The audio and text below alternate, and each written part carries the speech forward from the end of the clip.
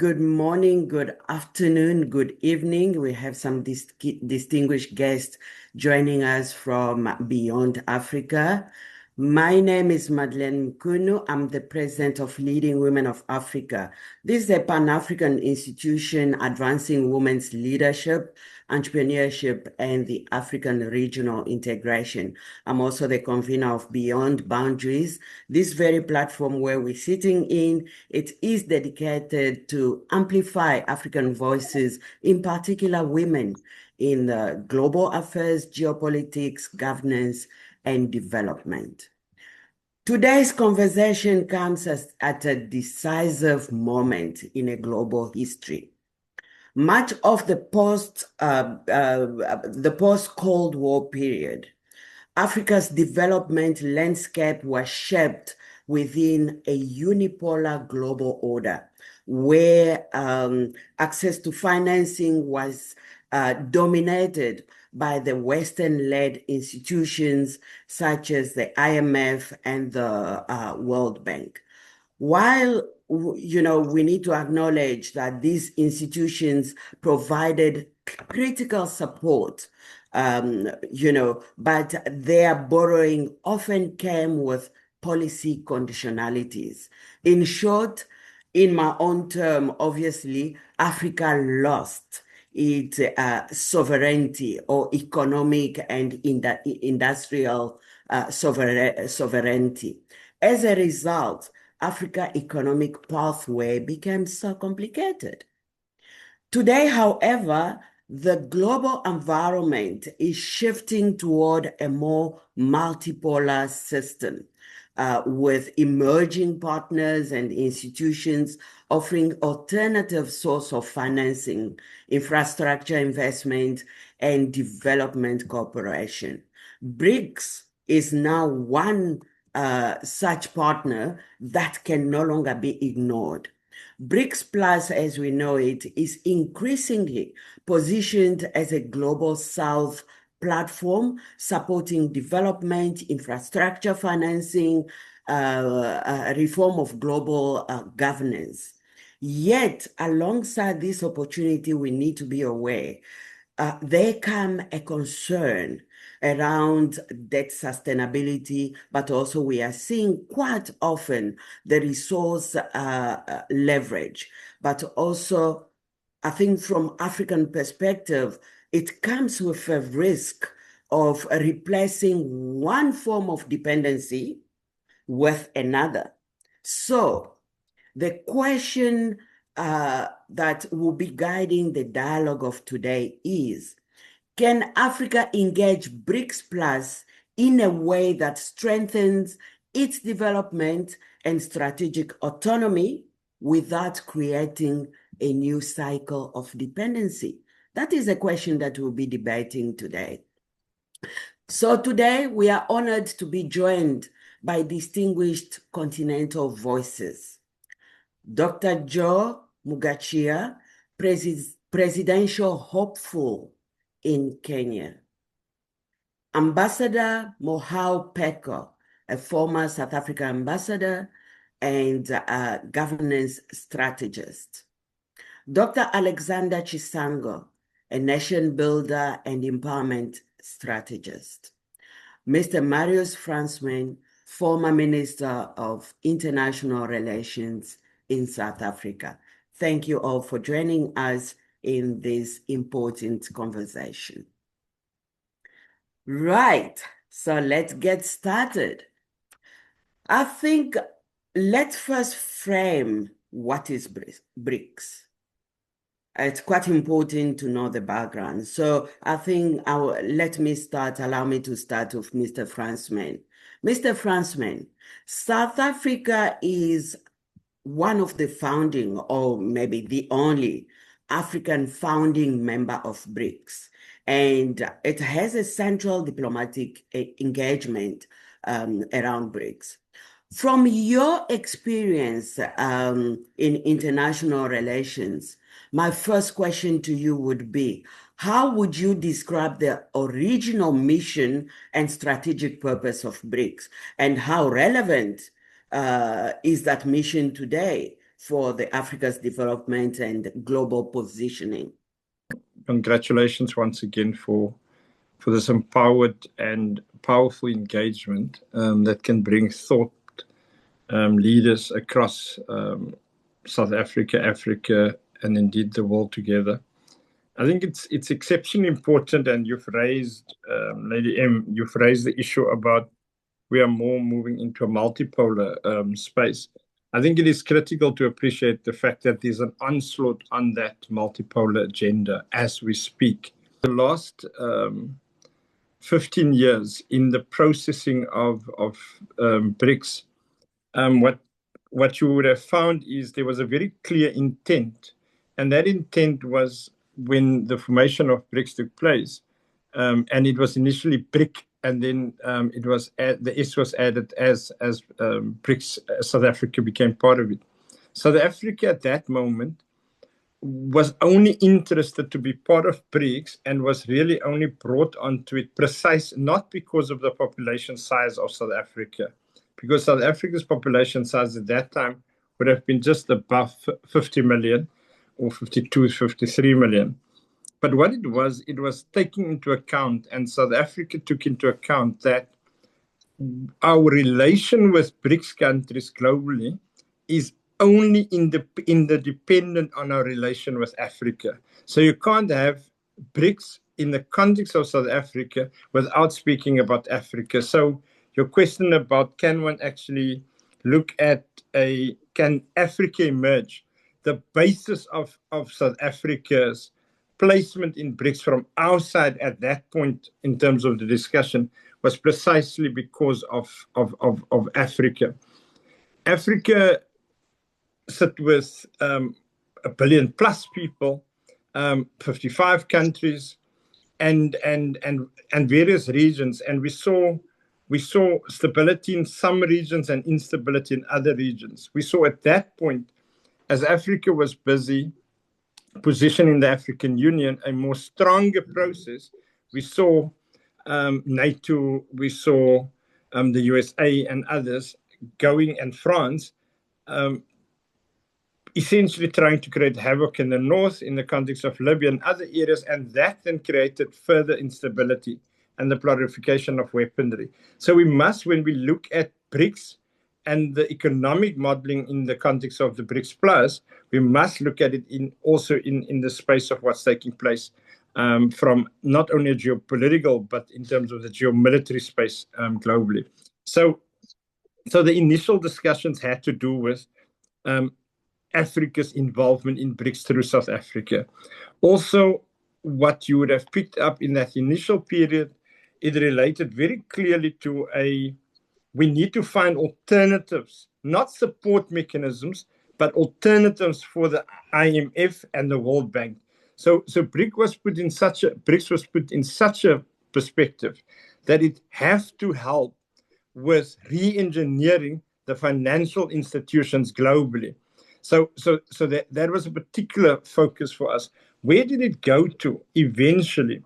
And I think we need to accept that if you're sitting with 40% of the global population in BRICS countries, if you're sitting with at least a 30 to 40% of the GDP globally in the BRICS countries, so what has happened in the last 10 years, the strengthening because of the BRICS formation, the strengthening of FOCAC, China and Africa relation, Russia-Africa Forum, year on year. So the think tanks, the economic processes, the financial development mechanism, the potential de-dollarization, all of these discussions started to get better traction.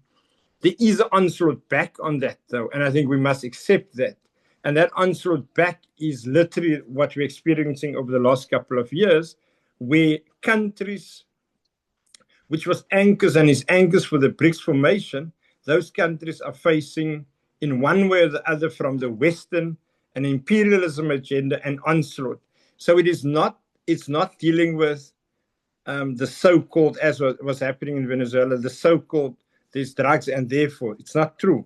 It had to do with an onslaught to regain lost ground as BRICS Plus is becoming successful.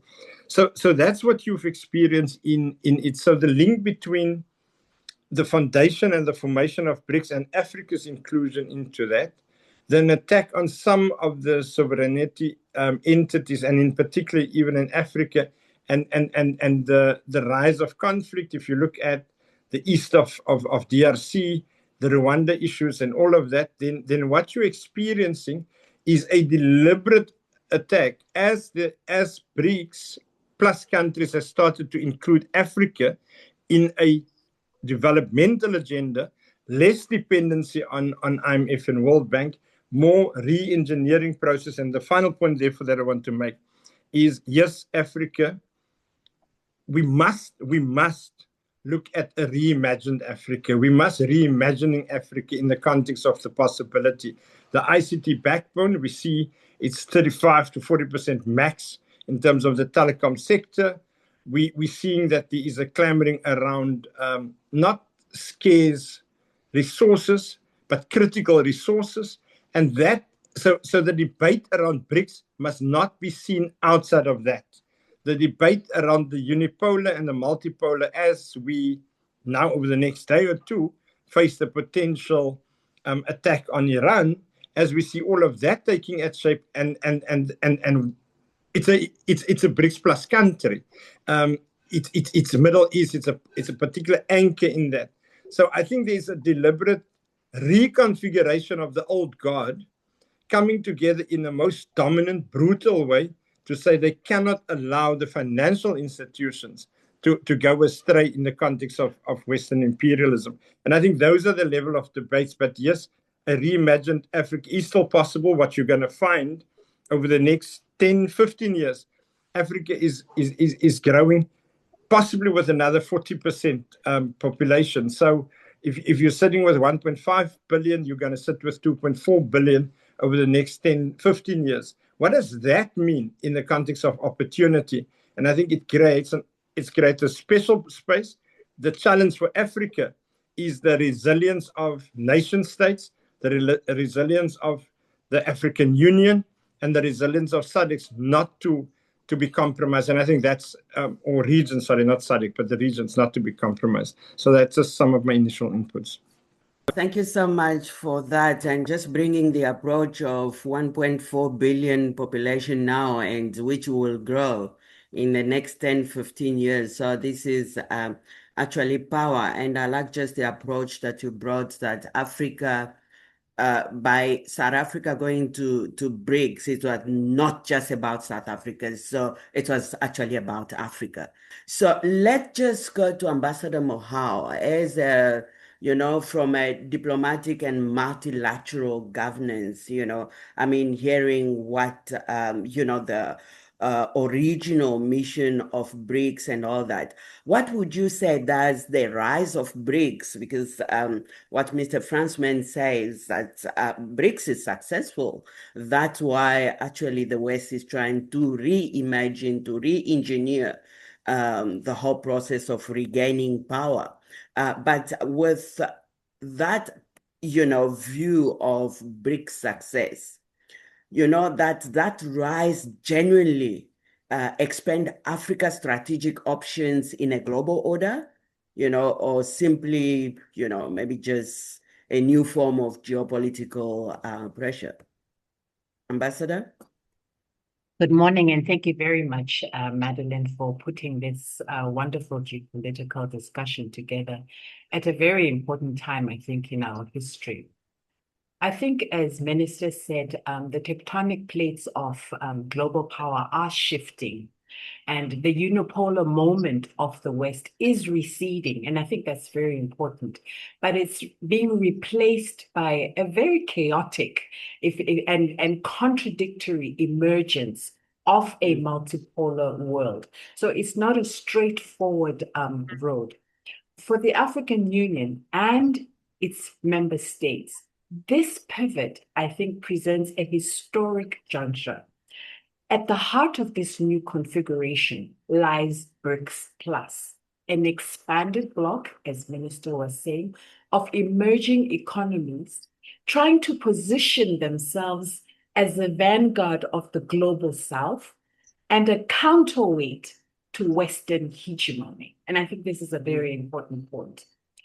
On the surface, the alignment of the African Union, which is now also a member of the G20, seems like a strategic no-brainer for us. But within South Africa, of course, now we have South Africa, we have Egypt, we have Ethiopia, and partners Nigeria, Uganda, Algeria. They are all embedded inside the BRICS Plus architecture. And the continent appears to be finally taking its seat at the table it did not design. But beneath the veneer of South-South solidarity and the talk of decolonizing monetary policy, I think there's a brutal question that lingers. Is this a genuine strategic opportunity to catalyze Africa into a major global witness? Or are we witnessing a very sophisticated restructuring of dependency, trading a Western master for a new set of Eastern or global Southern ones? And I think to answer this question, we have to strip away the rhetoric and center the analysis on those who are often the most impacted by economic shocks and least represented in high-level negotiations, African women. Of course, we don't feature in any of these things. There's financial sovereignty that we need to consider. The new development bank out of BRICS does offer a tantalizing alternative to the World Bank and the IMF.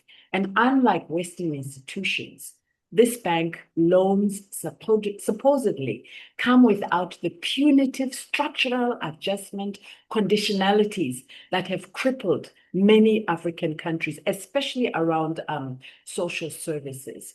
So pushing the US dollar out is very important for many of our countries.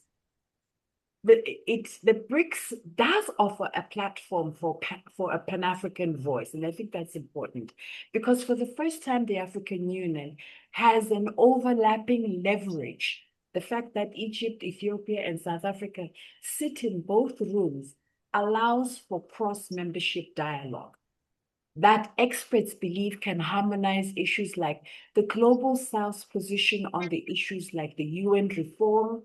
BRICS Plus also provides a megaphone for the African Union's Agenda 2063, particularly in pushing for industrialization rather than mere extraction.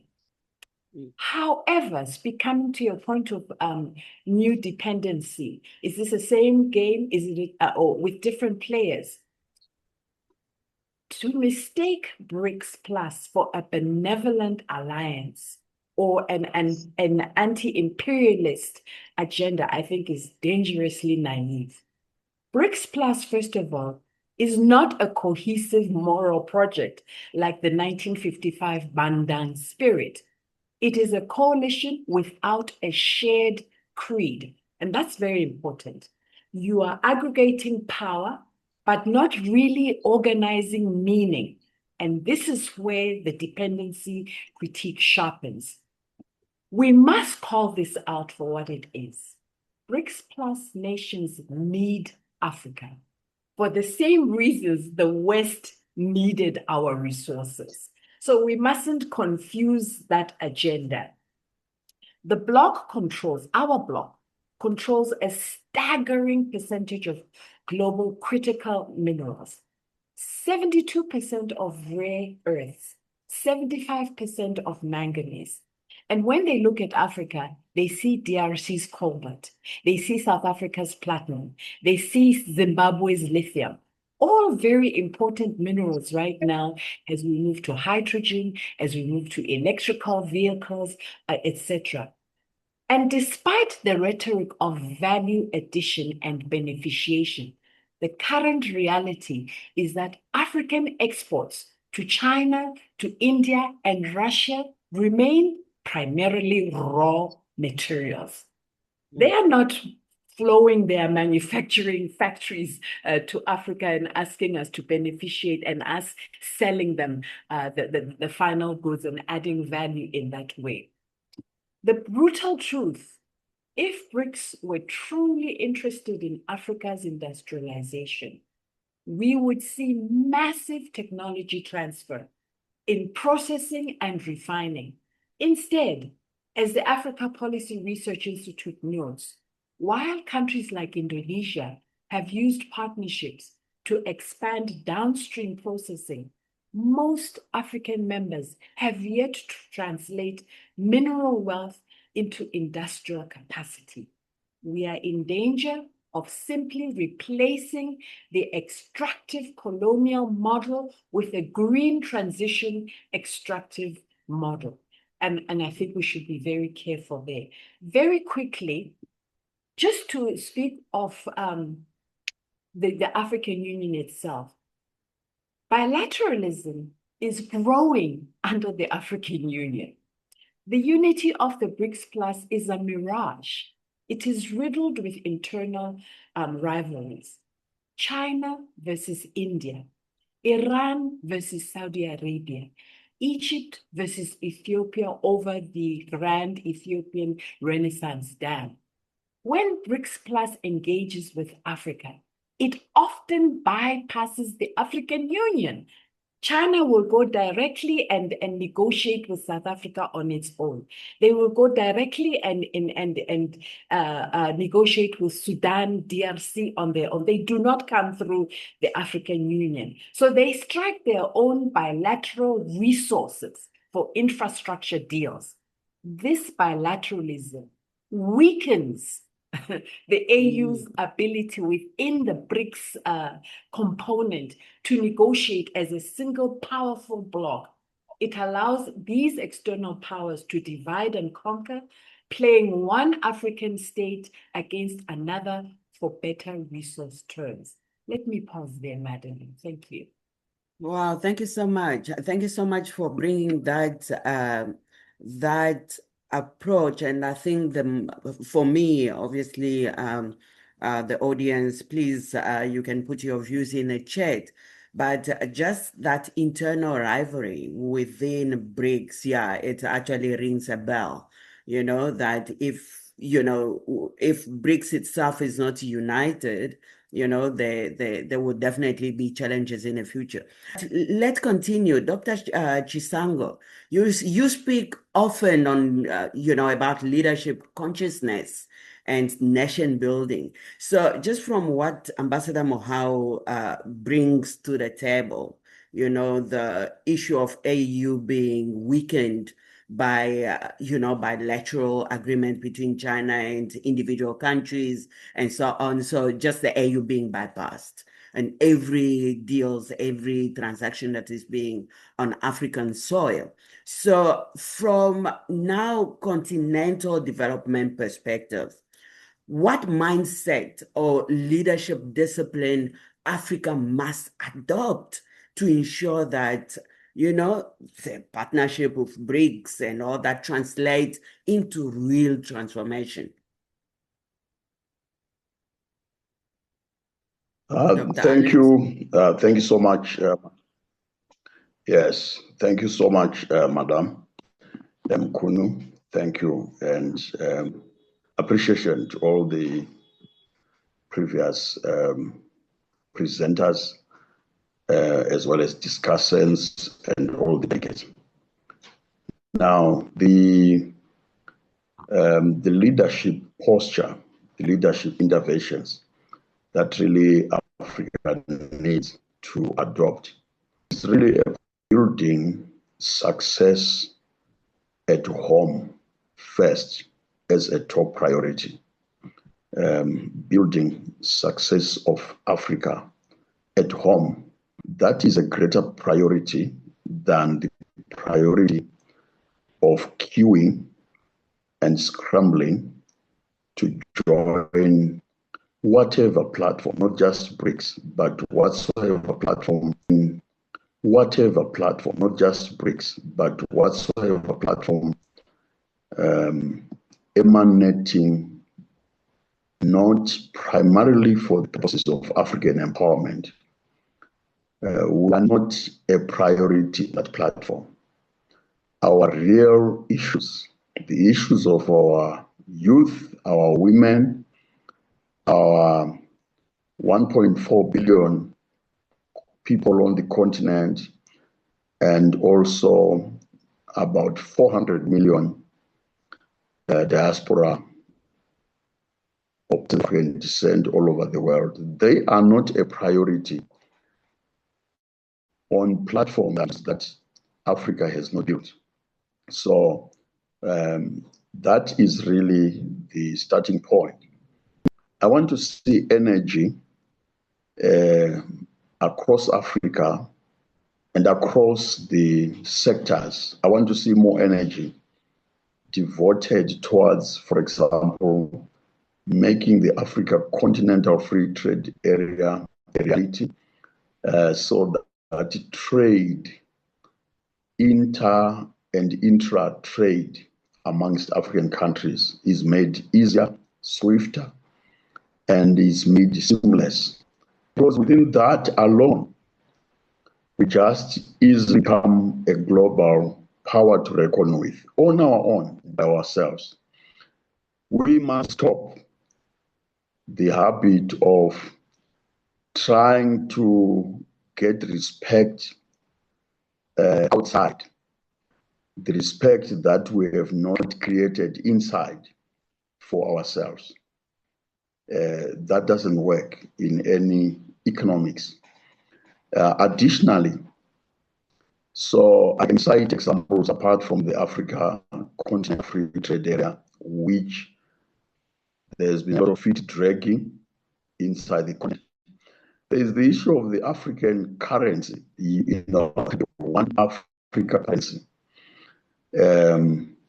which could just be a game changer if we adopted that, and we don't need BRICS to adopt an African currency. We need ourselves. And there is the issue also of the African Central Bank tied to or related to the African currency. That would be a game changer, because if a currency and central bank, they are, for example, backed by gold, proven resources. If we did our AI-driven or even aeromagnetic surveys of how much gold worth we have in the continent, the African currency will be the strongest currency immediately out of all currencies in the whole world. And then everyone else will have to beg to be associated with us for good reasons, not what is currently happening. So I will not even bother at this moment to talk about the painful issue of the splintering, the continued and sustained splintering of African countries that started in 1884, the Berlin Conference, which today we have not been able to reverse. We need to sort that by ourselves. Because, for example, the United States of America, which those that are coalescing around BRICS, they are so much afraid of the United States of America and the Western architecture of hegemony financially and militarily, etc. The United States of America, the population is a small fraction of the African population. In fact, that population is even made bigger through what was taken from Africa, the people that were taken from make the American numbers. But you then find that these were splintered states and groups that just simply became United States of Africa, of America, and then the hegemony that everybody is scared of now, it was then built and it then started. And so we are trying to solve our own vulnerabilities by running away from from building our success at home. We are trying to solve it by becoming refugees, guests and visitors everywhere else except building a strong Africa. So I can go on and on and on, go on and on. I'm seeing silence right now about building, for example, of an African army, the African army. That whole subject is quite, and we are trying to run so that we can be associated with groupings that have got strong armies, but we are neglecting our own army as a continent. So I would just end by simply saying the biggest tranche of work is at home. Charity must begin at home. I will not go much into so many. I'm telling you, if we make Africa respectable, even some of our scattered, scattering populations that were donating to the rest of the world because of instability and insecurity and unsustainability, those populations, they'll come back home and they'll help to build the strongest Africa. I was in Ohio the other time, United States, and in a restaurant, I held a lunchtime meeting with a Congolese PhD student. And this man was he was a very highly sophisticated automotive engineer and busy involved in building the military armaments of the United States of America. And this is a Congolese guy, and he comes from a country whose security is so shattered because of a number of reasons, including lack of armaments. So he is the builder. He is one African who is a builder of American military hardware and software, which then United States would then sit on the table to say they want to collect rare earth minerals from Congo in exchange for security and military armaments, which actually armaments have been built by the contribution of Congolese people. So, and then we lose double, we lose twice, we lose our people, we also lose our raw resources, and then they value added and processed elsewhere with jobs, and we are not devoting sufficient energy to correct these things at home. So I would just say, let charity begin at home. Thank you. Thank you so much for those thoughts, really, really food for thought.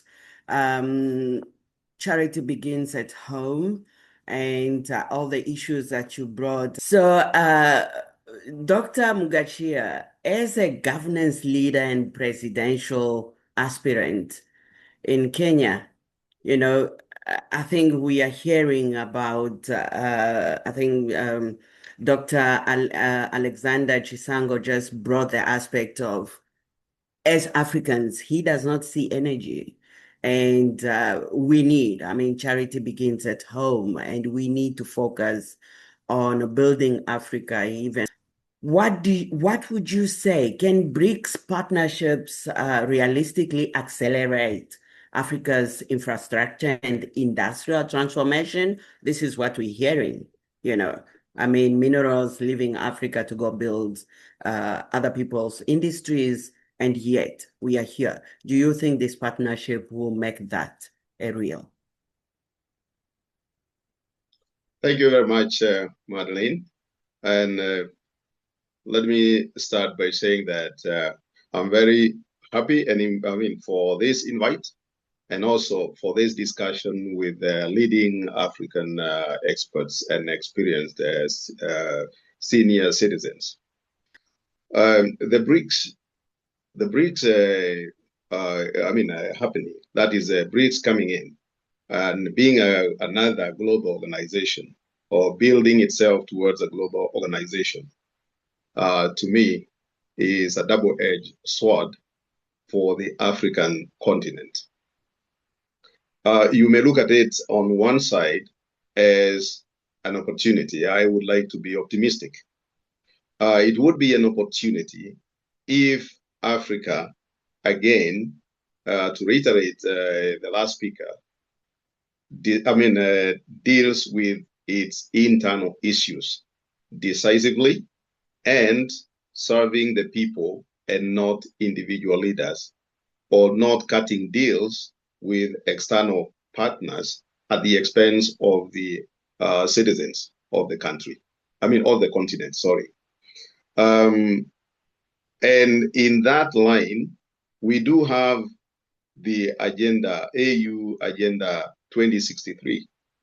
And that Agenda 2063, when you look at it and you study it, you can see it is a very, very well thought out roadmap for reimagining Africa. All the things that we would want to talk about, infrastructure, first of all, unity, prosperity, infrastructure, health, agriculture, they are all covered, and covered in very fine details. Every time I read that document, I look forward to getting there to 2063. I hope I'll still be alive in 2063. However, when you look at when the Agenda 2063 was promulgated in 2015, that is when it was adopted by the African heads of state. There are certain objectives and targets that were put in place. For instance, the gender-based violence, gender-based discrimination. It was supposed to end by 2018, but we are past 2018. We are not talking about it. Now, that explains that there is no energy. There is low energy, and I agree on that.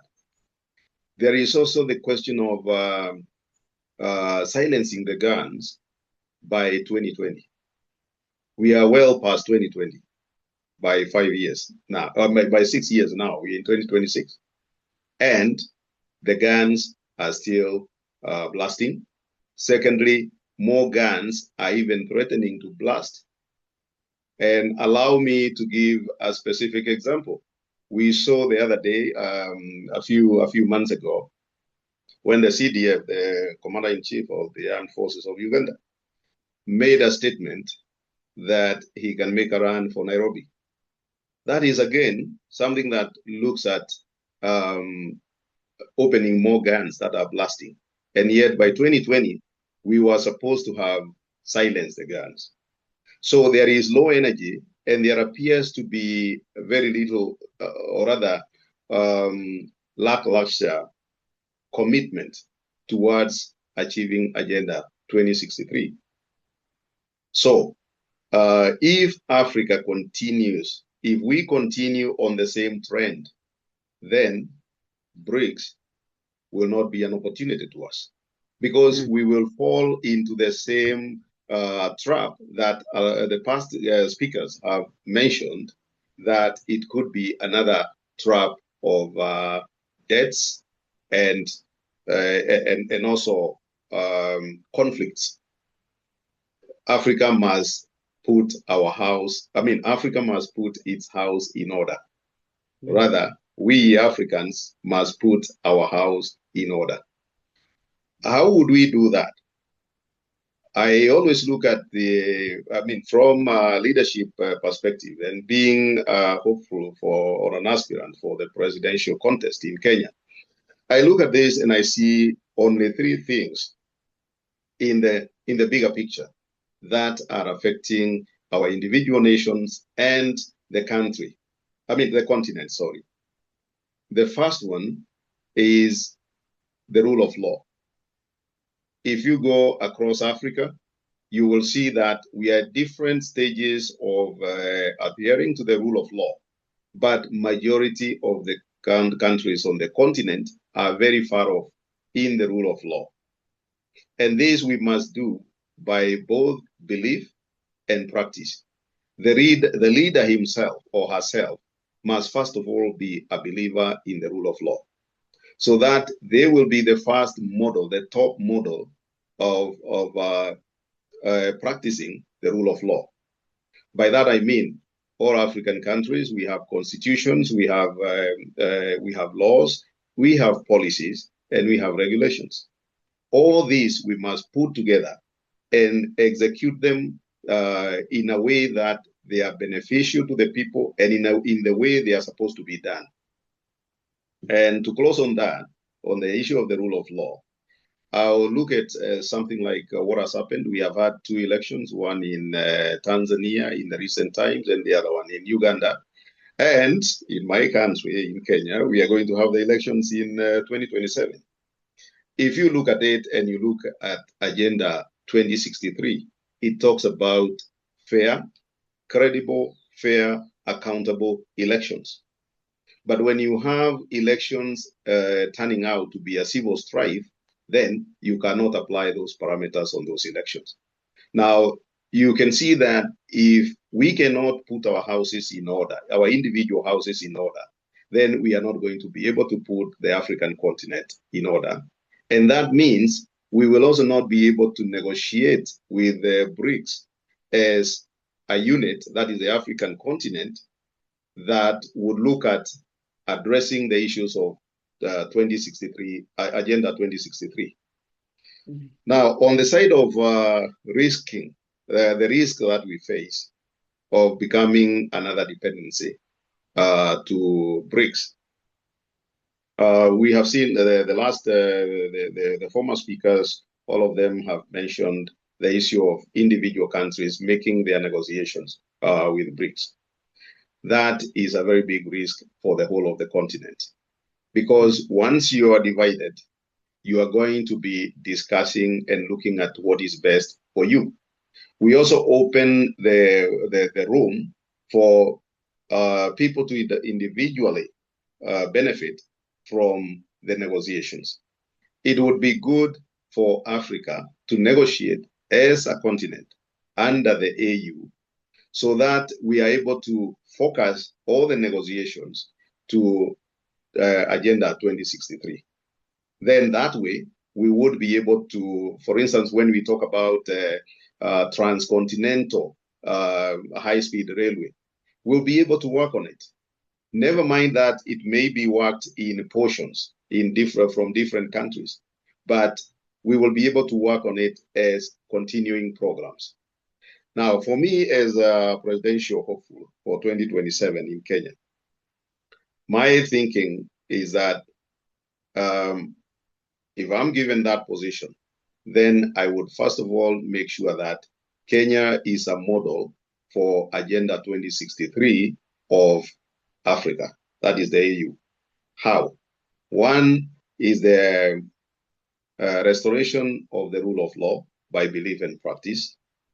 Second, revitalize the economy and prosper the economy. How would I do that? I will do that by prioritizing the productive sectors.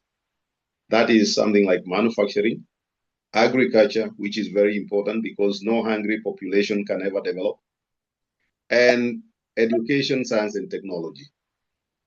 Then there is hospitality and tourism. Now, a lot of people will tell you that hospitality and tourism is a local activity. However, you know that if you do not develop local tourism, you will not get external tourism. because nobody wants to go and visit a house where the children are not happy. So by developing the local tourism, the local industry, we are also able to attract the foreign tourism, which now brings us new money in terms of foreign currency, while we are spending our local money on local tourism. There are many other sectors and that would do that. Now, the last thing that would happen is that elections on the African continent, they are an economic killer. In that, whenever there are elections in most of the countries, there will be violence. The political contest is anchored on violence against the contenders. And what happens is that whenever you are doing an election, then 2 years or even sometimes 3 years before the election, investors will start hedging on that country, and they'll put their money away and wait for the elections to be carried out. And I can give a live example here concerning my country recently, where there is a global event which was supposed to be held in Nairobi, and my professional organization tendered for it, and they won. And they were supposed to hold the activity, which was to bring in about 5,000 participants from all over the world as professionals and other sectors associated with the profession. But when they won, the organizing committee cautioned that Kenya is holding an election in the election in 2027. And therefore, since this is supposed to be done in April 2027, it cannot be held in Nairobi. It has to be held elsewhere because they cannot guarantee the security of the participants. So that is one way how our badly managed and violent elections are causing us to lose on the international scene. Therefore, for Africa to benefit from BRICS, we must first again put our house in order. We must ensure that we have the rule of law. We are utilizing our resources, that is natural resources, by doing industrialization, making products and not selling the raw materials. Mm. And the other thing is we must ensure that our leadership and governance is democratic, peaceful, and there is harmony among the communities, starting with the communities in the country and then the communities on the African continent. Now, finally, there is a question of the young people and women. Now, in Africa, you find that women control a very small portion of the economy. And this is because of our culture and our traditions, where women have held a lower position in society. Yet, when you look at Agenda 2063, it talks about women empowerment, youth empowerment, and treating these two segments of the population as equal human beings and give them equal opportunities. So we must come back and stop seeing our women and youth as problems, and we see them as a resource and equal human beings and treat them accordingly. For the young people, in most of the African countries, they are seen as troublemakers. Now, for those of us who are my age and even the age of the panelists here, we all know one day we were young people, and we all know that young people must always chart their path. If they follow you to the letter, then they will never make useful human beings because they'll be copying you, they'll be reproducing you, and human society is dynamic.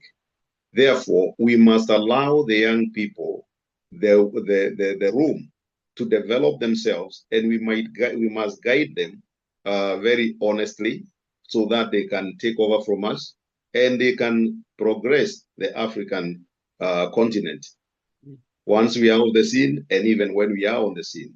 Because after 18, somebody becomes a highly productive citizen. But for us in Africa, we are suppressing that productivity, and you're finding people in their 40s who have never worked, who have no hope in life. And that is also one of the reasons why we find it very difficult to silence the guns. I will stop there for now and give room to others. Thank you.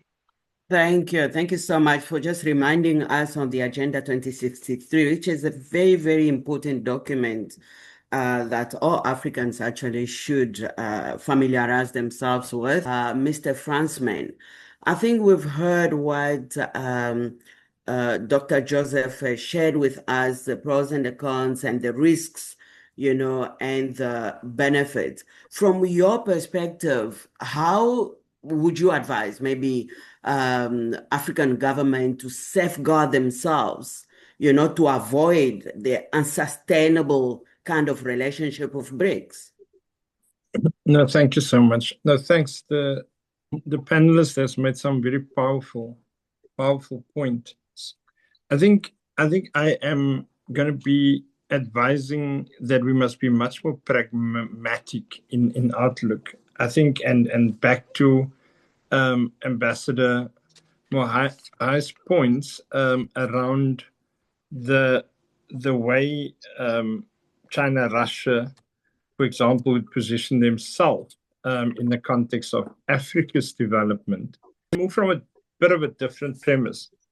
I move from the premise that China has never created in the history a scenario where there is an attempt to essentially create a military interference in another country. So part of their model is respect for a nation state's internal processes.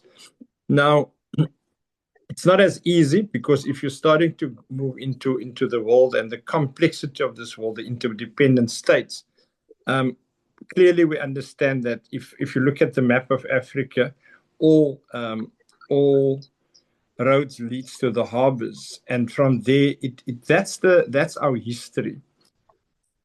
If China, say years back, decided to move from a largely rural, largely poor working families to a more middle income, and they've decided on a developmental path, the strategic question for me as an individual somewhere in South Africa is, when they try to rev up their take raw material and then to essentially create industrialization at home, what is our responsibility?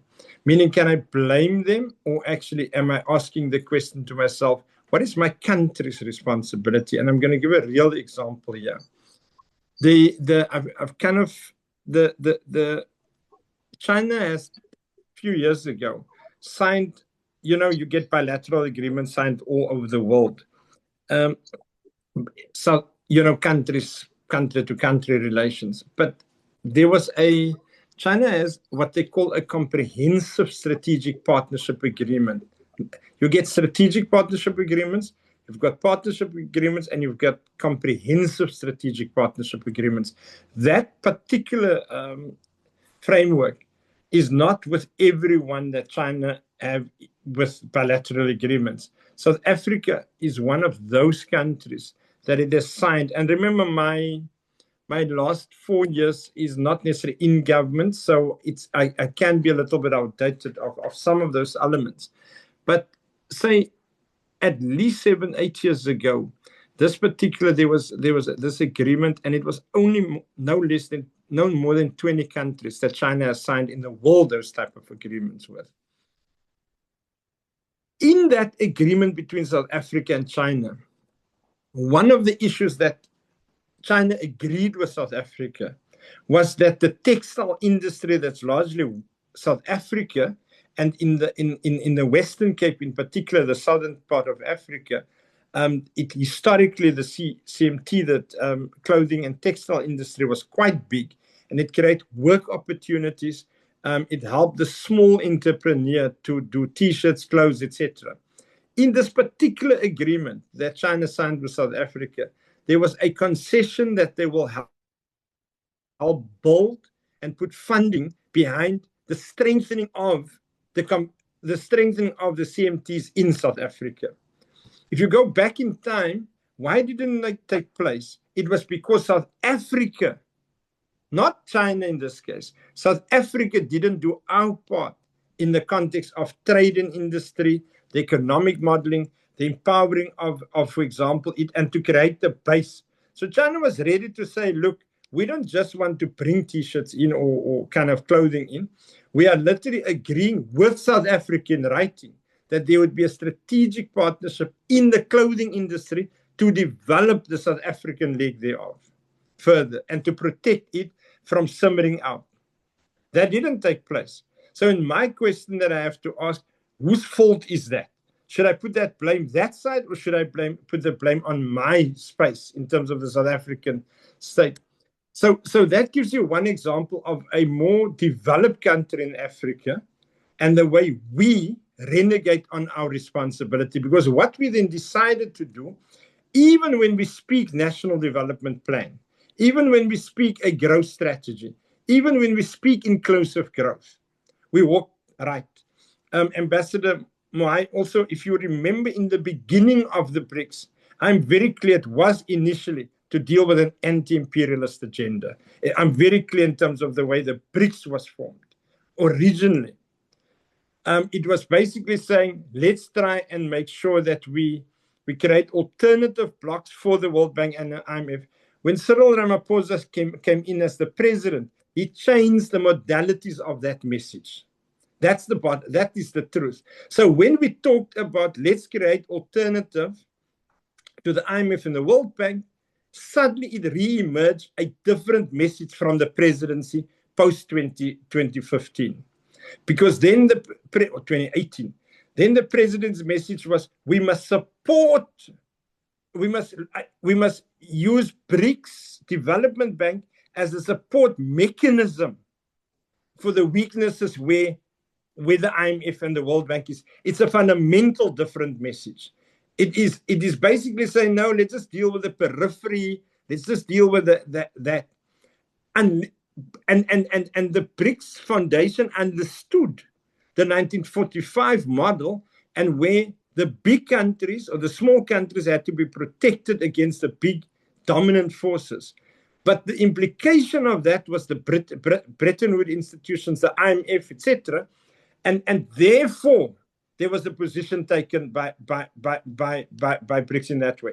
The dilemma that we've got at that moment was that as that process happened, and I think for me it is about how new liberal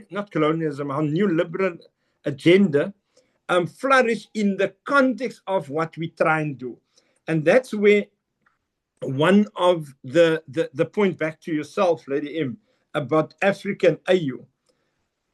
If we must be blunt, one of the panelists, Dr. Alexander, mentioned gold. One of the focus points at that point in that period was how do we use our currency? How do we use what is in Africa as a back-end system to, one, de-dollarize, ensure de-dollarization, but to also make sure that we create a financial hub in Africa that would be able to be used as leverage for financial credit line facilities globally. So as we were proceeding on that, there was a genuine attack in terms of a Western perspective, and it started in South Africa as well. Meaning there was a brutal attack. If you go back to Brazil, suddenly as the President Lula, when he was not in office before, some years ago, we saw there was a financial attack on the financial systems, saying, for example, a progressive agenda. So a country, a leadership that were busy with a progressive agenda for BRICS in Latin America was suddenly attacked in terms of their presidency. And it was a multi-pronged attack. It was an attack by the judiciary, by the forces, but ultimately driven from the context of think tanks in the US. A few years thereafter, we saw that same textbook playing itself out in South Africa. So where I'm sitting is the West has read properly at that moment what the agenda of BRICS was. And then you saw in South Africa marches taking place of a change required, but the new liberal forces was walking in front.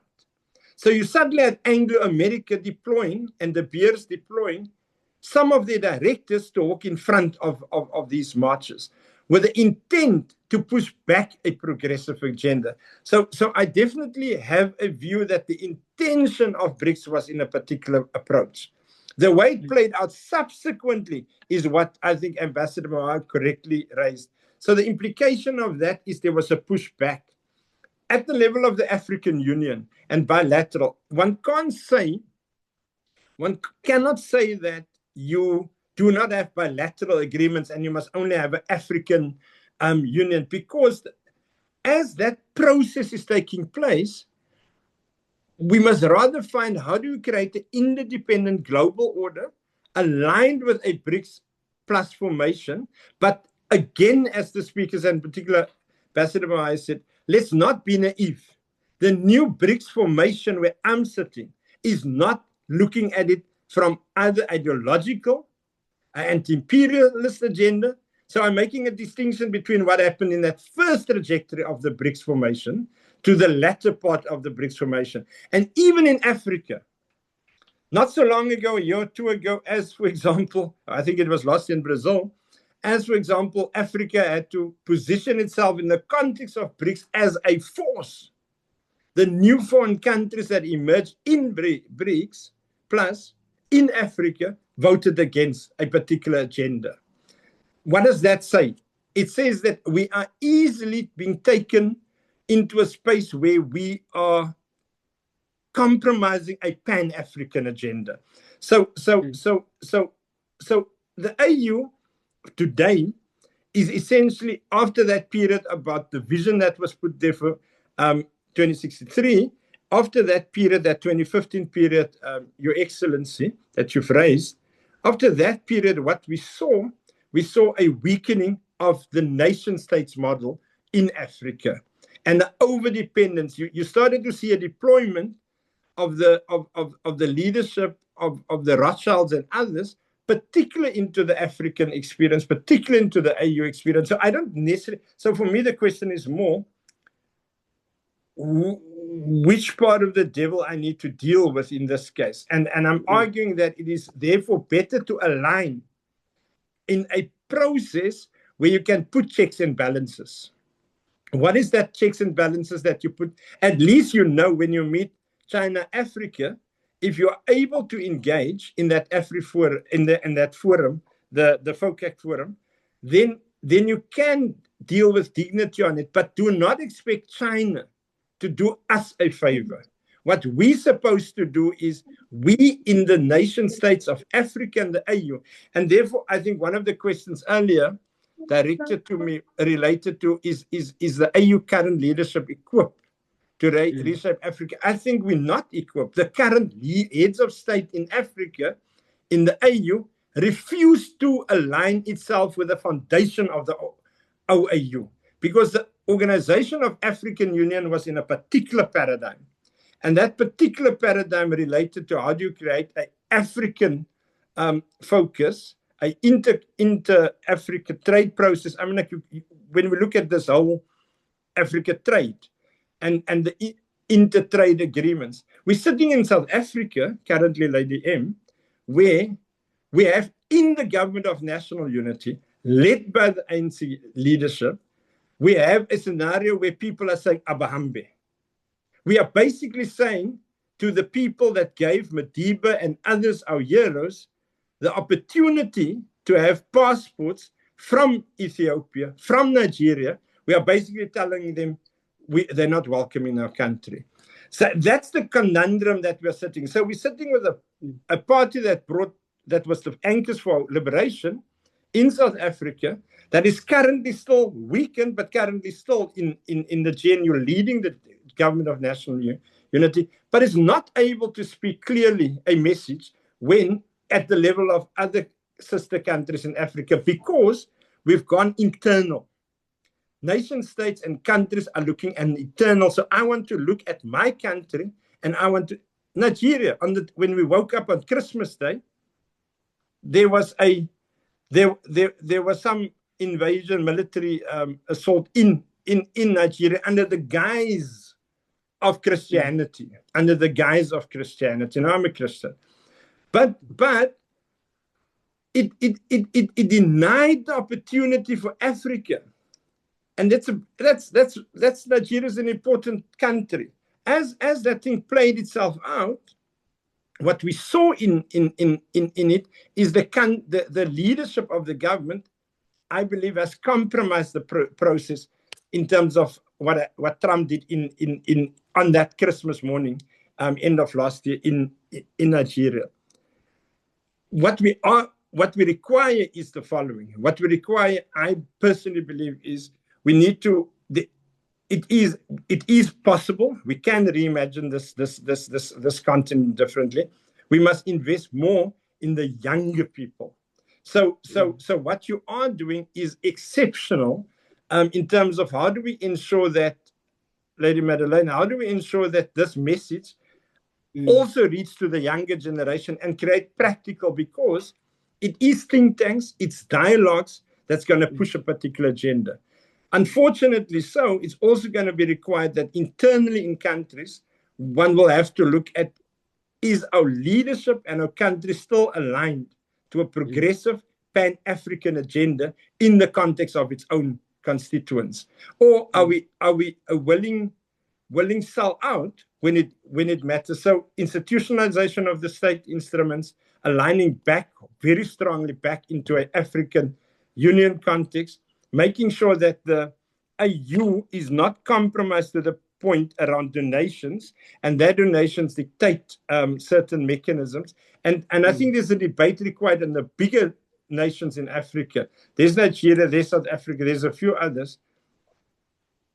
Unless the heads of states of those countries start to actually be very clear and unapologetic and don't speak in a double-tongue way, unless that happens, we will shoot ourselves in the foot. All the wonderful documents, all the wonderful strategies, and civil society at large is not able to move the ground. Civil society at large is able to raise these issues for now, to create the necessary turmoil, and then for the intervention. The last thing about this thing is, how do we also keep, because we must appreciate the fact that you've got two dominant forces. I can literally agree that when it comes to BRICS Plus, it is now less, it's going to be much more just economically. It's much more going to just look at those countries' economic interest.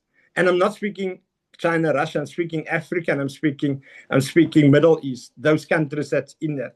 But the first point that I've made earlier is BRICS started to be the right model, but there was an attack on it to push it back. And they were successful because they started to attack not China, not Russia initially. They started to attack Brazil and South Africa as part of the nation states. And I agree with the issues about India, China, and a range of stuff. But there were particular interest to break the fold of the South-South relation and the context of BRICS, but precisely in the context of Latin America and Africa converging. And that's what they were able to get right. My question now, and the position that we must take now, is how do we make sure that we deepen an alignment, but also then on our terms? And I think that's the issues that I'm hearing the leadership in the panel has started to raise. How do we do that? And I think we must have more of these sessions, but we must take these sessions into university level, into the youth formations level, etc. Mr. Franz Main was referring quite a lot to Ambassador Peko, what she was saying, and so on. And I like the fact that we are putting responsibility on us. Yes, in every agreement, there's always two parties, and all of them need to play their role. And if one does not play, unfortunately, there will be consequences. And we all understand that. So I think, Ambassador Peko, you were talking earlier on about is the BRICS really interested in industrialization in Africa? Otherwise, I mean, we could be taking a different direction. And I think my question to you as a follow-on question on that point that you made earlier on, so now how do you advise African Union, to engage with BRICS? Because I like what Mr. Franz Menon said. What we need to do is how do we deepen our alignment, rather, but then Ambassador Peko, how do you think the AU can do that to deepen that engagement with BRICS? First, I align and concur with a lot of the comments Minister has made. I think that they're very important, and it's important to also go back and remind ourselves of where BRICS started and its intent when it started. And I think that's very important, that it was to be a counter, a global counter from the South against this Western hegemony. I think that as we grow forward, I also like what Dr. Chisango was saying about making sure that we start at home, we fix our instruments. And if one were to build a strategic framework for the African Union, first I would say that the first thing that we must do, we must shift from a partnership mentality, this idea of seeking friends and benefactors, to a leverage mentality, and using the multipolar landscape to extract maximum benefits on our terms. I think this is very important. We often come to the table as if we have no power, and we lose out at the table. We must call out the intent of the stronger BRICS partner, your Chinas, your Indias, your Brazil, etc., and take them at their word, and not just think that we, as Minister was saying, that they are the only ones to play in the game. We must also come to the party. The mind shift is absolutely important. I think we have to stop asking, what will they give us? And start asking, what will we demand and what are we willing to bring to the table in this regard? And we have to stop hoping for benevolence, start building bargaining power. This is the one weakness I think that we have in all, whether we're in the G20, whether we're in the BRICS, as the African Union, we are weak in terms of what we bring. We're always coming with a begging bowl. We have to stop treating BRICS, G20, all of these platforms as a destination. They are a tool for Africa to use. They are something that we need to be able to leverage. We can look at Pillar 1 and say, okay, treat this as an auction floor strategy. Treat African market access, resources, and partnerships as premium assets that external powers must compete for. When China offers a railway, formally invite India to propose an alternative. When Russia offers grain, ask Brazil for a competing agricultural technology package. But competition must be structured by African standards. The winning bid is not simply the largest investment, but the one that offers the most local job creation, the strongest technology transfer commitments, the most robust gender equality provisions, the greatest environmental protections. Or we can go to Pillar 2 for a defense strategy. We establish a continental standards that apply equally to all external partners. A critical minerals protocol, as Minister Pando was saying just the other day, for example, should mandate that an extraction includes local processing. Why are we sending everything out of the continent? If a Chinese or Indian company wants lithium, they must build the refinery in Africa and employ Africans at a technical levels. But we need to be able to leverage, to be strong enough, not just to look at the money and take the money and run and allow people to run away with our most important assets on the African continent. Crucially, these standards must apply to all partners: China, the United States, the European Union, India, Russia, the Gulf states, no exceptions. This prevents a race to the bottom where partners compete in secret to offer the most extractive but least regulated terms. This we don't even collect enough tax from any of the resource extraction. I think pillar 3 is institutionalizing accountability. We must empower existing African institutions to monitor and report on partnership outcomes. The African Women's Leadership Network could produce an annual BRICS Plus gender impact report, for example, which investments actually creates jobs for women, which extract resources while leaving communities unchanged, which partners meet continental standards on local content and technology transfer. So publications of such a report would create more public accountabilities. Partners who fail to deliver would face reputational consequences. And it moves us away from these secret deals which happen bilaterally. Yes, bilateralism is important, but in the context of the African Union, where we are supposed to be acting in accordance with one another so that we are able to all benefit as much as possible from some of these platforms, it's important that accountability becomes very important. I think Pillar 4 might be strategic ambiguity. The African Union must never formally align with either the East or the West. Its public posture should be clear and consistent. Africa will partner with any nation that meets our continental benchmarks, or local content, or technology transfer, or gender equity, and environmental protection. Those who seek to exploit us will find no purchase here, regardless of their flag. And I think this is important because this positioning prevents the West from framing African leverage as anti-Western. It prevents BRICS Plus from taking African support for granted. It preserves policy space, more importantly, for African states to make sovereign choices. And I think this is very important. What the AU must build to execute a strategy like this, the AU requires institutional capacity it currently lacks. Everybody has said this.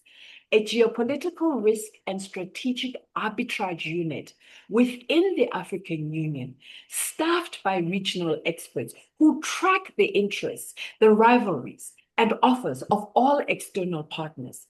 Enforcement mechanisms to ensure member states do not undercut continental standards in pursuit of bilateral deals. Capacity building programs for African entrepreneurs, especially women and youth, to enable them to utilize market access and to compete for contracts. We have to navigate a huge paradox. The central dilemma: what happens when leverage against China or India inadvertently strengthens Western partners that Africa is also seeking to balance against? This is a genuine risk, and we have to consider many scenarios around this. The African Union successfully pressures China to accept local processing of lithium in Zimbabwe. Chinese companies build refineries. This makes Chinese-sourced lithium more expensive. This is a paradox. The United States and the European Union, seeking resources for their green transition, offer Zimbabwe better prices for raw lithium, potentially undermining the local processing the African Union fought for. So we have to come up, I think, with a number of mitigation strategies. Standardized law. If the rule is 50% local processing, it applies to everybody. Use Western competition to lock in BRICS Plus concessions. I think somebody on the chat was saying that we have to have, as a minister, we have to be pragmatic about all of these platforms. But it's how we use them, how we bring leverage, how we demand them to match our terms, so that we have local content, we have the technology transfer. It's a fight. It's just not an automatic thing that is just going to happen. But in conclusion, we have to look at autonomy or dependency. The answer is really not predetermined. BRICS is neither a salvation nor a scourge. It is a terrain of struggle. Whether it strengthens African autonomy or creates new dependency depends entirely on an African strategy. The ultimate test, if African women gain formal employment in processing industries, ownership stakes in joint ventures, market access for their enterprises, healthcare and education for infrastructure investment, then BRICS is a tool for liberation. But we have to be the ones to bring the African strategy to the table and ensure that that strategy works. Thank you. Thank you. Thank you so much. And earlier on, I think during the first intervention, you said we mustn't look at India, BRICS or G20 as a destination. They are just tools. And I think that is the most important thing that we are unpacking here. Dr. Chisango, I know you also are of the view that Africa must first fix its house before we can even consider all these. It's just like a young woman who's being lured by so many potential husbands, who must he go with and so on. But the reality is that these potential husbands are there and they are here to stay and they want partnership with us. So I think for me, and this is just really my thoughts, it will not make sense for us to reject all potential husbands or potential partners. But maybe my question to you would be,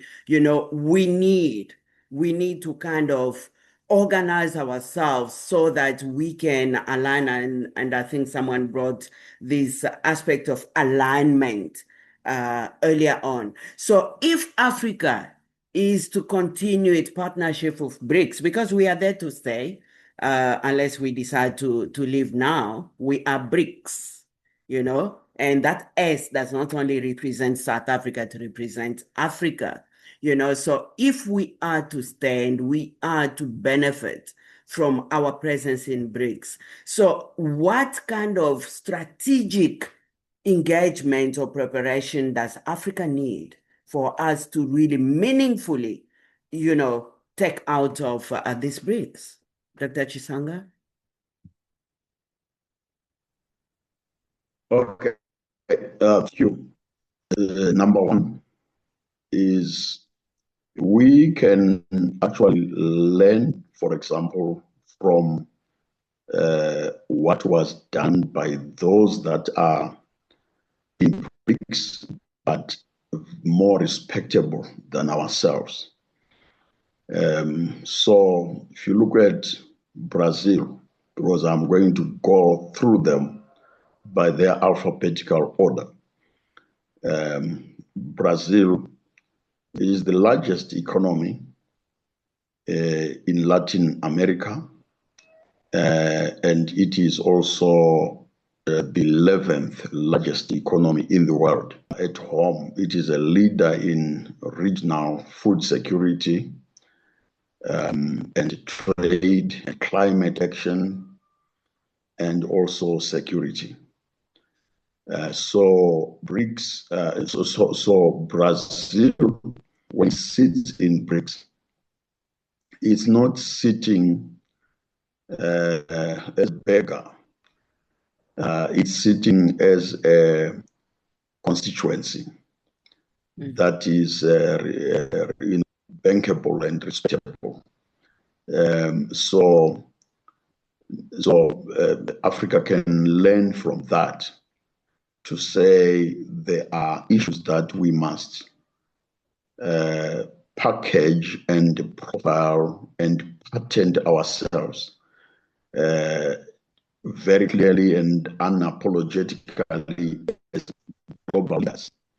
And then when we appear at BRICS, now I'm even talking by implication here, I'm not even talking Ethiopia and Egypt and Algeria and South Africa as individual members of BRICS Plus. I'm talking about Africa as a continent. So I'm still at the point of saying continental cohesion can actually strengthen our appearance on any platform in the world. So we learned from Brazil in terms of Brazil made use of its largeness also in terms of territorial space, because Brazil occupies more than half of Latin America region, just territorial space.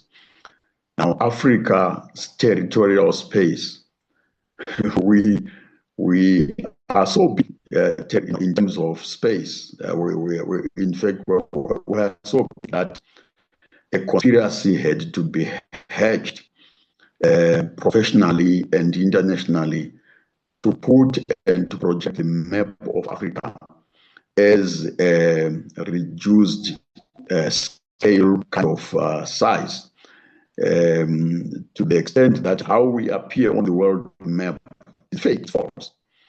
We are a huge size, so to the extent that our size became a scare to those that were responsible for designing and disseminating the world map. So I was glad, I must comment, I was glad sometime last year, the African Union Commission sent in to the responsible authorities to actually say the world map must be created, because if people are learning a lie, Africa is much bigger. So we therefore must package and brand and profile ourselves by who we are. And we are stronger when we talk as Africa than as South Africa or as Ethiopia or Algeria or Egypt, competing against ourselves in front of outsiders. It just doesn't make. That is why the whole issue of US Africa Summit, Russia Africa Summit, China Africa Summit, Indonesia Africa Summit, Japan Africa Summit, Korea Africa Summit, we shall end up almost with the Baboon Africa Summit and so on. These kinds of things, we must stop that circus, because we go to these summits as 54 individual small things, and yet we are supposed to be one big thing. It must be the African Union. I like to commend what was said earlier on, that we must build a culture where if another big power wants to talk to us, they must go to the African Union or or somewhere, rather than talk to us individually, one by one, and we continue to get duped and sliced, and then compete against one another in the international arena. Then I'll give an example of Russia and China. Now, what makes them obviously much more formidable than any African member of BRICS is that they have some common denominators when they came into BRICS. Russia, India, and China, they were already in their own right militarily secure.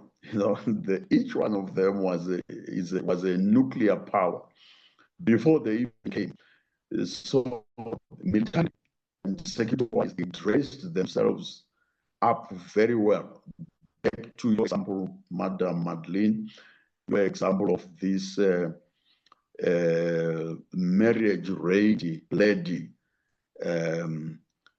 She must take time to make herself very important, not to for people who make her important, because those people don't exist. Those people become gender-based abusers.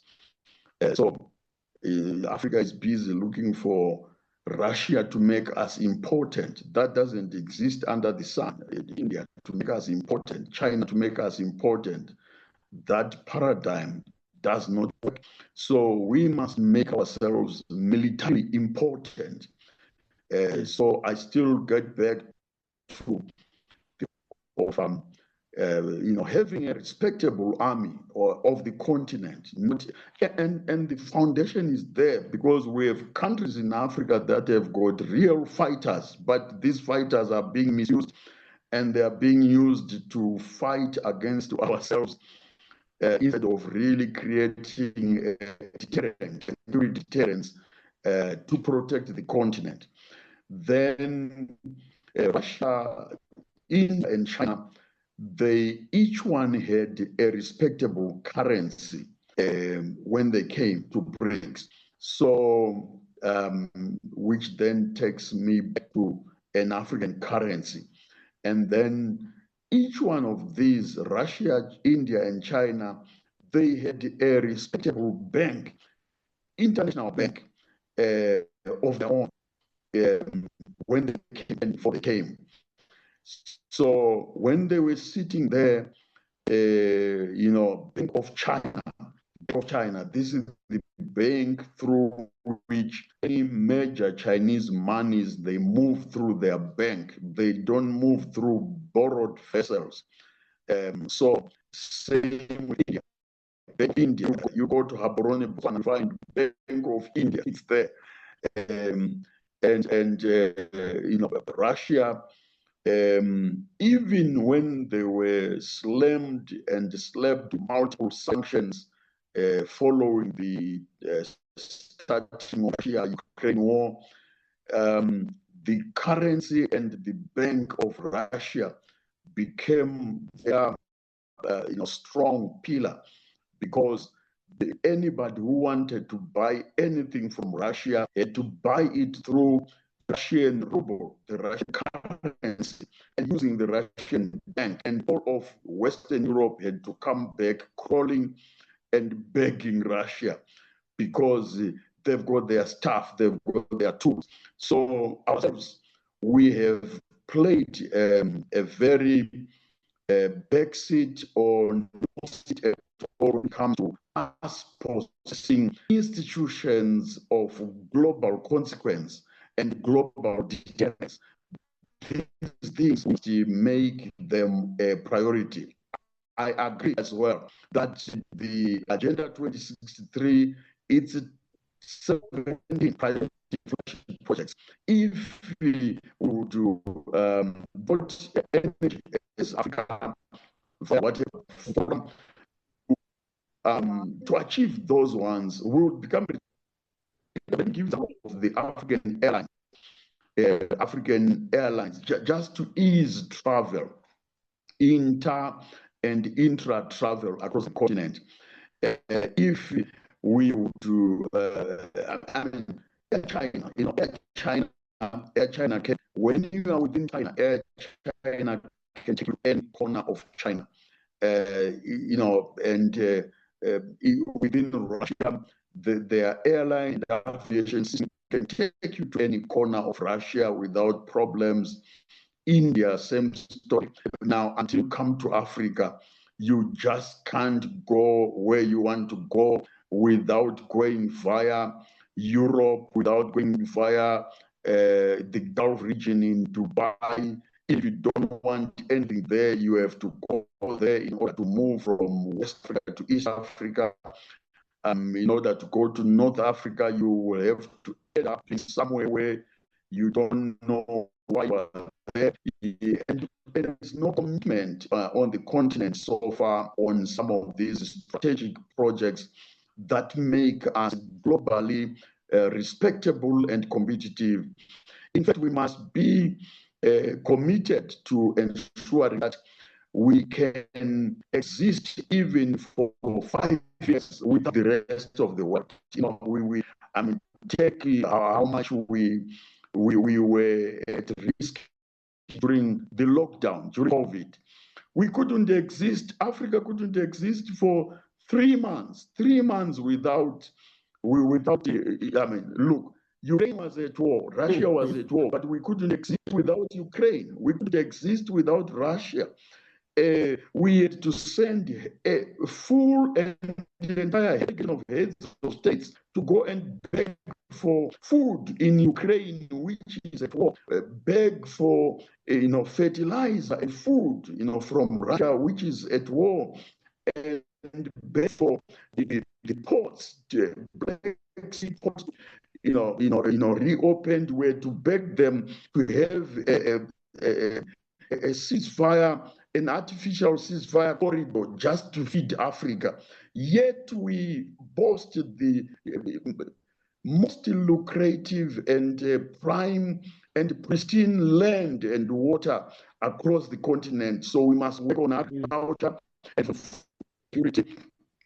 And we have a very sad situation, my sister, where you are, in the CIMAC region, the region of Africa of the 14 countries, former, French colonies, powers. Each one of them had their own regime of, customized colonization and neocolonization. We have a very sad scenario whereby the people sitting in the best of land and best of tropical climate and best of the water resources, surface water and underground water, but we have people in those very same places. Aeroplanes have to go and fetch bread every morning from France and deliver bread in Sierra Leone, deliver bread into Senegal, deliver bread into the Gambia. It doesn't make sense.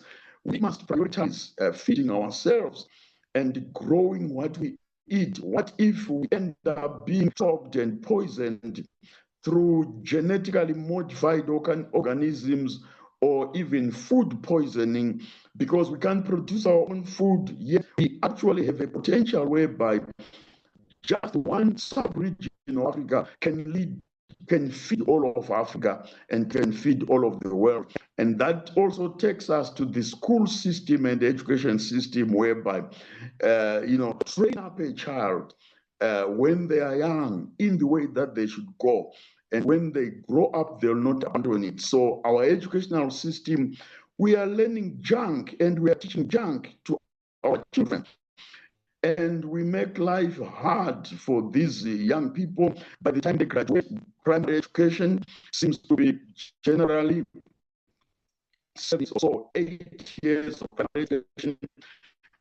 Top it up with 4, 5, 6 years of secondary education to make it about 14 to 15 years in school. Then you bring in 4 or 3 more years of university or college education to then make it about 21 years.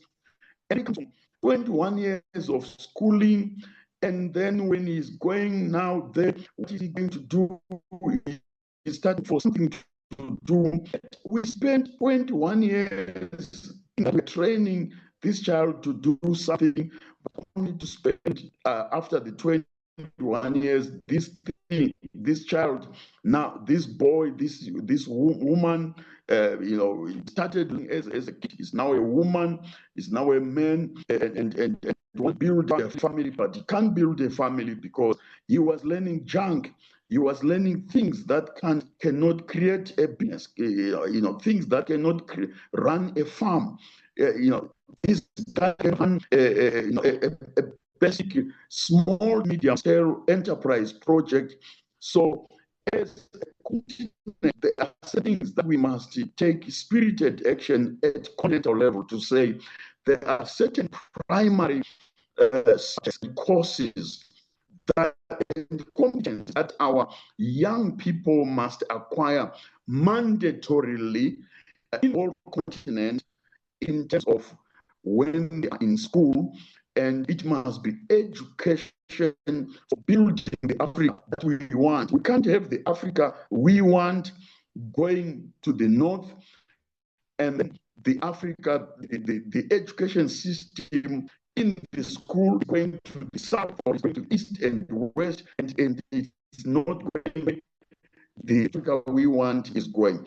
So these are critical issues, my sister, that I feel we ought to be urgently addressing. And lastly, I want to also say that I'm here because I was just invited, not because I'm part of this, but I'm here because I believe that the non-state actors, we non-state actors, we have to believe that we can solve African dilemma issues.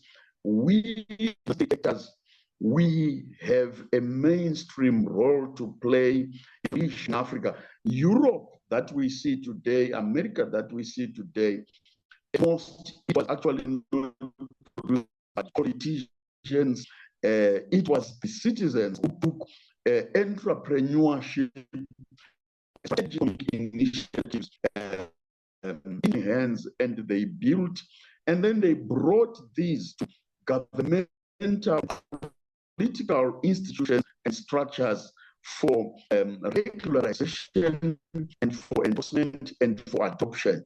And they became global solutions. So we must have issues, and at the same time, that is the thing that will then give us global level institutions, global level solutions, and we can then speed up our branding, our packaging, and our status, because at the end of the day, we are leaving too many things in the hands of crippled and compromised governments and political structures. And every other citizen is an observer and a tourist in Africa. Narrative. Thank you so much. Thank you. Thank you. Thank you so much. This definitely was a masterclass. But before we end, there's one last question for Dr. Mugachia. Considering really your passion for the Agenda 2063, and knowing what we know now, yes, like you alluded earlier on, that you know what, the BRICS itself, it's a sword of double edge, and I think that is the words that you use. So this last question is to you, and how now do you think AU can ensure that its priorities as the Agenda 2063, the Agenda 2063 priorities can actually align with BRICS, because we are here and we just need to conclude, okay, we do have our own agenda, but the AU need to incorporate the BRICS into the Agenda 2063. Practically, how do you see this happening? Thank you very much.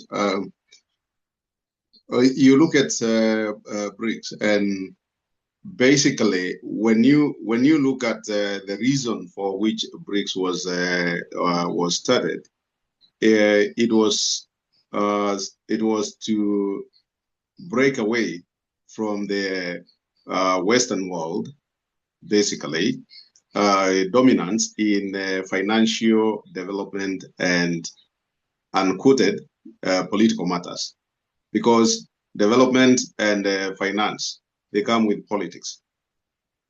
So Africa needs to go back first to post-independence, we found that that time we were aligned unipolarly, either to the east or to the west. And with that, we had a lot of problems that are still ailing us today. Most of the wars you're seeing in Africa, they go back to that time. So first and foremost, the AU must see BRICS, as mentioned earlier, as a tool and not a solution to the problem. That is to the challenge of development.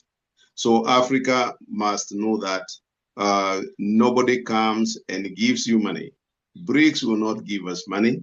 BRICS will not give us solutions. So from the agenda 2063, the AU must come out with specific programs that we know we can partner with the BRICS in order to benefit the whole of Africa. For instance, when we talk about infrastructure, we need to be able to travel within Africa comfortably and efficiently and within the shortest time possible. Now, that requires Africa to look for, to negotiate funding, not from the basis of exchange of resources, that is raw resources, raw materials, but exchange of raw materials for development. But for instance, if you are talking about steel, which is a lot of it is used in infrastructure development, we should, Africa Union should ensure that we have the factories, the industry to produce the steel in Africa. So what we would be getting is the finances and the technology for the finances, we are going to pay back. It is not a gift because nobody comes to give you money. There is no free lunch. Everybody has to pay back what you borrowed from somebody else. So one of the things is we use our resources, we leverage our resources, produce the products, the commodities that we need to carry out the projects. For instance, the steel.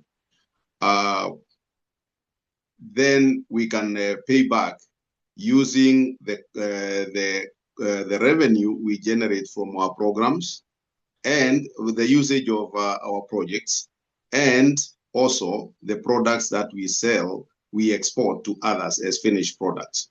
So we leverage on technology transfer and creation of manufacturing enterprises. That is one. The second thing,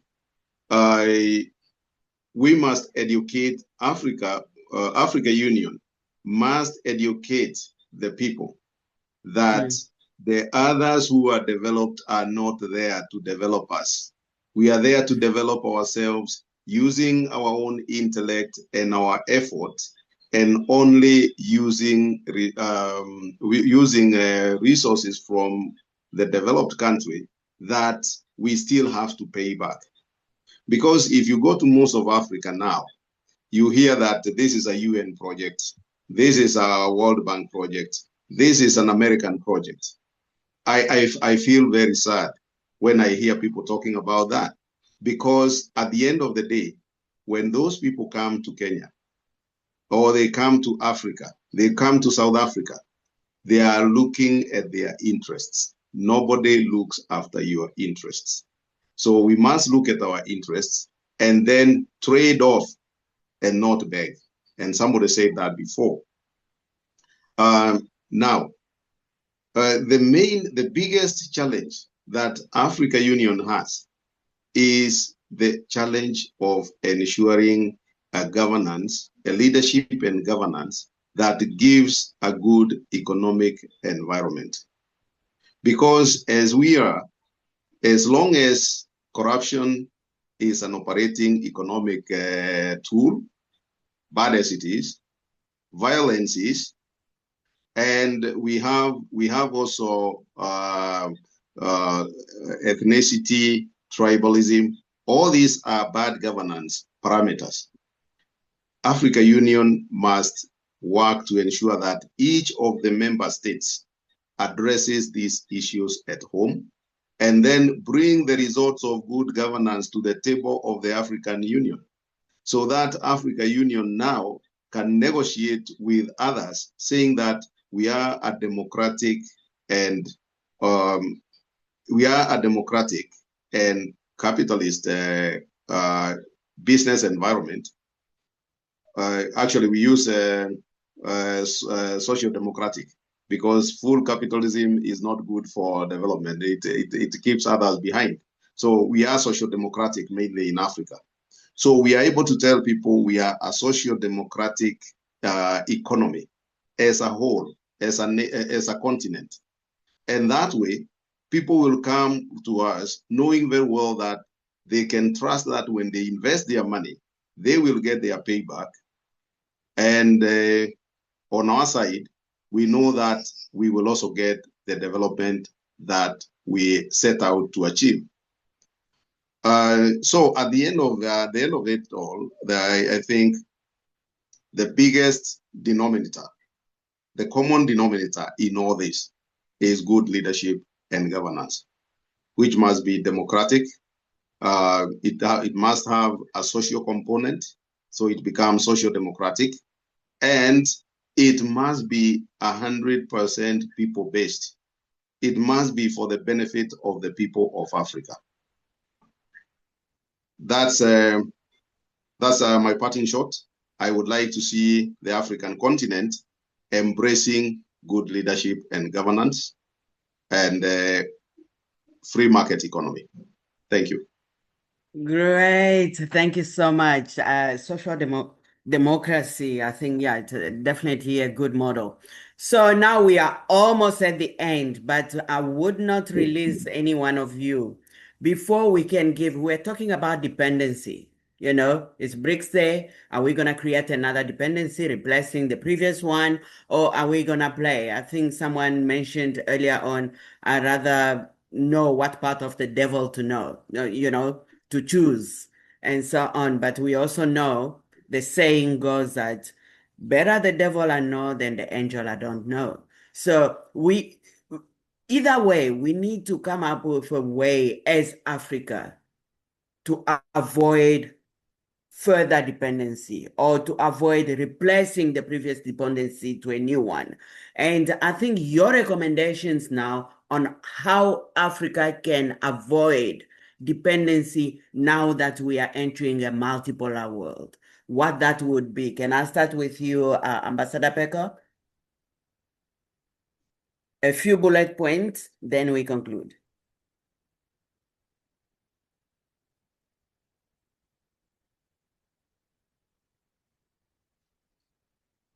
Ambassador Peko? Right. So if Ambassador Peko is not there, not sure if she's still there.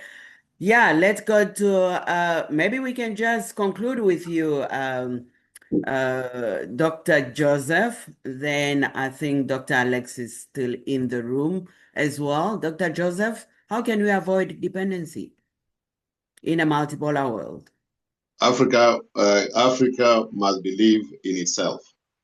We must recognize our people as an asset. We must recognize our good leadership and governance, and we must also make it very clear to our partners that we are a people with self-determination, that we determine where we want to go, and we have our Agenda 2063, and we would like to work on equal basis.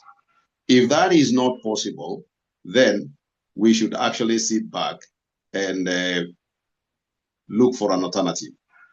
Thank you. That's a great one. Ambassador Mohau, how can we avoid to go back there? I think that Dr. Chisango put it very well. First, we must start at home and we must begin to fix not only our national and local picture, we must then take that standard to the African Union level. I think that's very important on almost every single topic that we need to.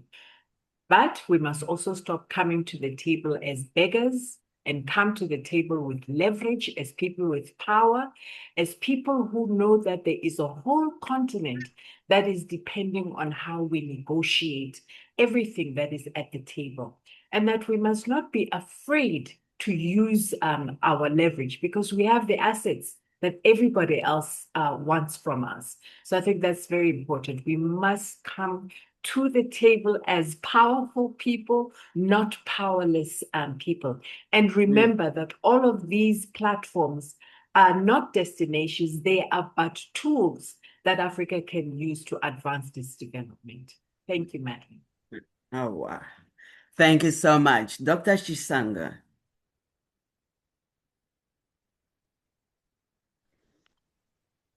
Final point, which is to do with we need some kind of continent-wide general citizenship strategic. I mean, we have got we've got this democracy, this freedom of speech, this human rights, without or minus real substantive wielding of economic power. So our democracy and our quest for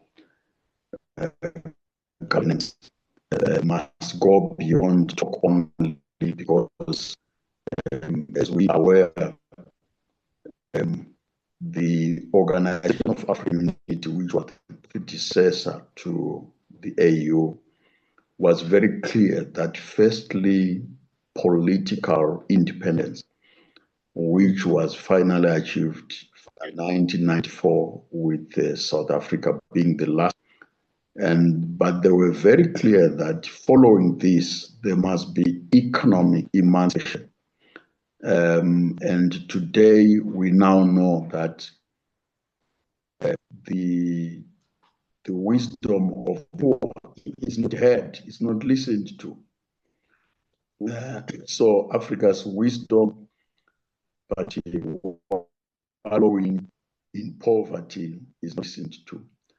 So we can frog jump from the UN BRICS, but we will not be listened to if we are poor. We can frog jump from BRICS to G20, and then we get a decorated chair as African Union or as South Africa. But we will not be listened to the extent that some of the G20 members will actually refuse to even listen to us, or even they refuse to attend to the wisdom, the very much treasures of wisdom that we are bringing, because we are poor. So the long-standing wisdom of the founding fathers of the Organization of African Unity, which they foreknew and predicted, almost prophesied prophetically long ago, to say after political independence we need to fight for economy. And these guys were aware that it's a fight. We can't request this from BRICS, we can't request this from the UN Security Council. No, we have to fight. So economic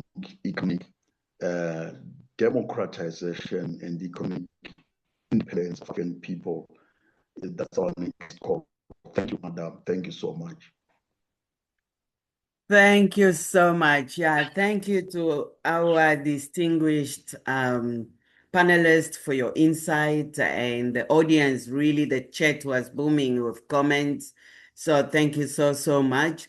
I think really in conclusion, today's discussion just remind us, as Ambassador Peko said, BRICS in itself is not a destination. It's only a tool that we can use. And its impact will depend on how Africa engages with it. Multipolarity, as we're talking about, does not automatically produce development.